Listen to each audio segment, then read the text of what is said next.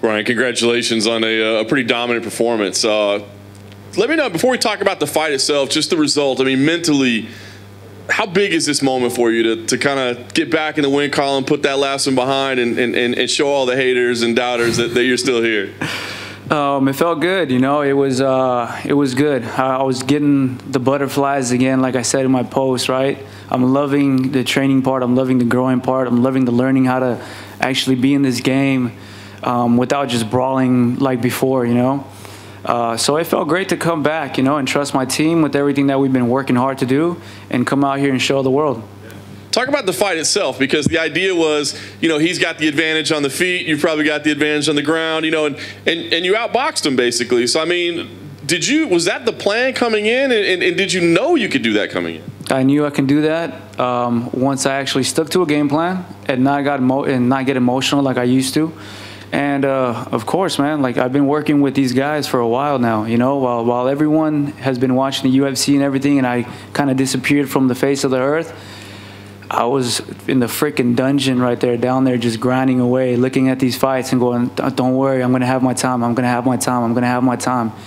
And I just kept with that mentality, you know. I started hiring people and who specialize in certain things that will do great for my career. And I started hiring these people, and now we have the whole team set. One big highlight was that spinning elbow that you landed. Was that something that you had game planned coming in, or just something you saw on the fly? No, man, I was one in the back saw me working on it, you know, especially learning Muay Thai now and all that. Shout out to Kevin Ross, who was working out with me a lot for this camp, and we started practicing these elbows. So we know what's next, a title shot, or at least that's what we assume right now. Yeah. Obviously nothing's done until it's done. But have you started scouting Volkanovski yet? As you said, you've been watching all these fights. So have you started scouting him? And I guess without giving away a game plan, where do you feel like you have an advantage? What do you see? I mean, I watched his fights, both of his fights with Max. You know, obviously after that, I had to watch it. Very methodical, very technical, right? The way he approached everything. So, yeah, I would have to just restudy everything again, and not only just the 2 Max fights, but his entire career, and kind of brush up on more of his fights, and go in there and do what I do, man. Just give him my best. There's a lot at play, obviously, in terms of like him being able to travel and just all that stuff. So I guess it's kind of up in the air. But ideally, I mean, do you have a date in mind that would make sense for you when you think you guys should fight? I don't know yet, man. Right now, like I said, I want to get off this island. Go home. I'm sure a lot of you guys here do too. I feel for you guys, you know. I'm only here for 1 week, but damn, you guys are savages. But yeah, man, I just want to go home right now. I want to go home. I want to see my family. And then maybe in a week's time, have Tiki Gossin go talk to Dana and work something out. The last thing for me, I mean, obviously you're going to want to enjoy this moment. You got a title shot lined up next, but I wonder, is a Holloway rematch something that you feel like you have to have at some point in your career, or does it not matter? I said this in the beginning, in the very, very beginning when the fight was first set up. We will meet again, you know. He's going to stay at the top. He's not just a guy that's going to drop right off the bat and just kind of spiral down his career, you know. I'm not a guy that's going to just fall off like that. Clearly tonight I showed the world that that's not me. So he's going to stay in the top. I'm going to be in the top. Volkanovski's going to be in the top. And believe me, we're going to have some rounds with all of us. You know, we're going to keep you guys entertained. So, Brian, I'm curious. I know it's a bit of a cliche question, but was there anything the Korean Zombie did in there or didn't do in there that sort of took you off guard? No. Everything. We've literally studied this guy to the T. I even ate Korean barbecue. Fair enough. Did that help? Yes. Kimchi, brother. Obviously, you surprised us all at the weigh-ins when you shaved the hair. I understand it's for charity. I'd like to give you an opportunity to tell us about it and tell us the thought process into doing that. So we were cutting weight. I've been wanting to cut my hair for a while. Not completely bald, but at least, you know, I trim a little bit or go back to the slick back Brian or something, you know. Just training. I understand now why some of these girls cut their hair off, man. After every run, I got to just rebundle it up and put it this and that and showering and this. Just a freaking hassle. I do miss my looks with it, you know. I'm not going to lie, you know.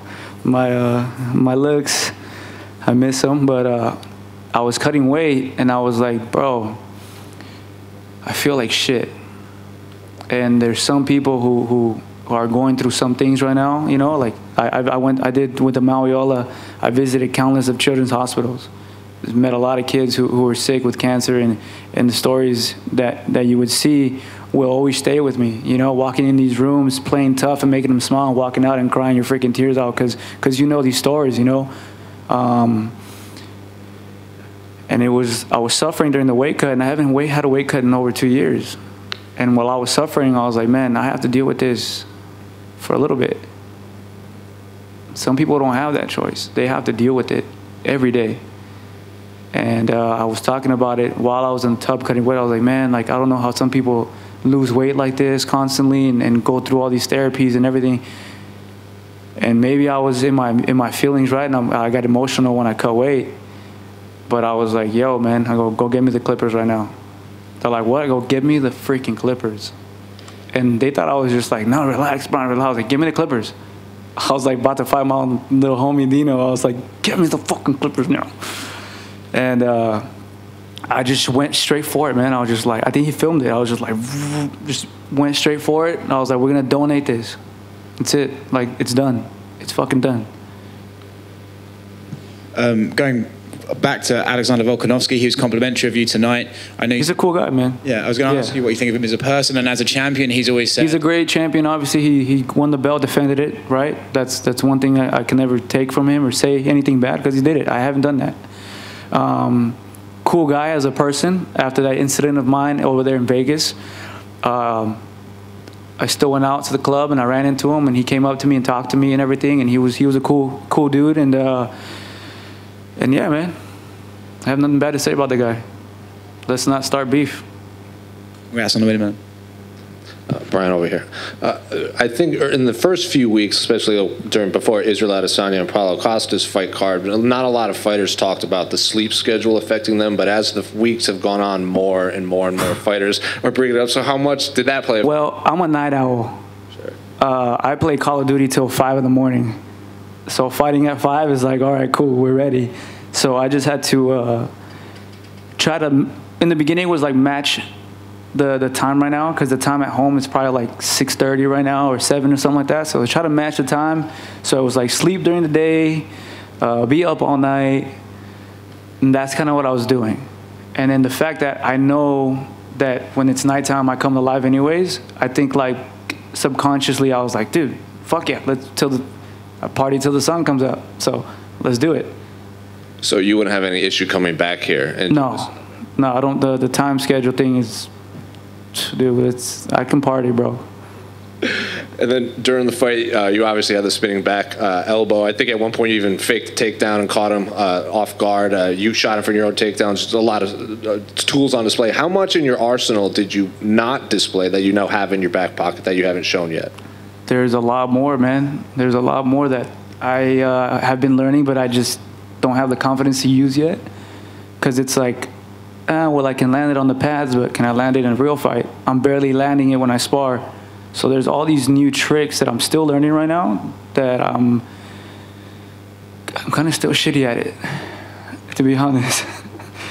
So I have to go back in there and just chip away and keep getting better, man. This is what I'm in love again. You know what I'm saying? I'm in love with learning again. Not just the fighting and winning and whatever. Like, that's cool, but to go back and train and have fun. That's why I started this. That's why I love what I do, because the fights, I hate fighting, bro. I've said it all the time. Like, fighting gives you all these nerves and this fucking roller coaster, and you're like, fuck, like right now, I'm glad it's over. Go back home to life. The training is where it was at for me, to be able to live my life like that, you know? To be able to live my life in a way where I can wake up, train every day, get better, and this is the only the price I have to pay. Go in here, fight, get your job done, go home and redo it again, and I can feed my family like that. I'm happy with that, you know, and I took it, but I lost that before, and now I have it back. And one final one. I think we've obviously been talking about this fight for the better part of a year. Now it's over. I think a lot of the narrative was he might have the advantage on the feet, you would have the advantage on the ground, but you pretty much won the whole fight on your feet. So does that make this one even more satisfying? Yeah, I mean, I knew I was good with my stand-up. I just knew I needed direction. Now that I have it, it feels good to test it now against legit strikers in this game who are feared for their striking and dominate them the way I did. was just confirmation that everything that I'm doing with all my guys is going good.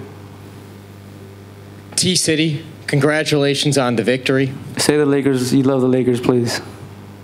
Schmo loves the Lakers. Yes, thank you, Schmo. With what you know now, how different would a fight again with Max Holloway look? It would just look different, man. I'm not here to promote anything or say this and that. I just know I'm a better fighter than I was when I fought him, and it would go a lot different. Will you keep the head shaved, or will No, I'm growing my hair back. My hair is growing back. All right. I can't stay bald, brother. Good? Thank you, guys.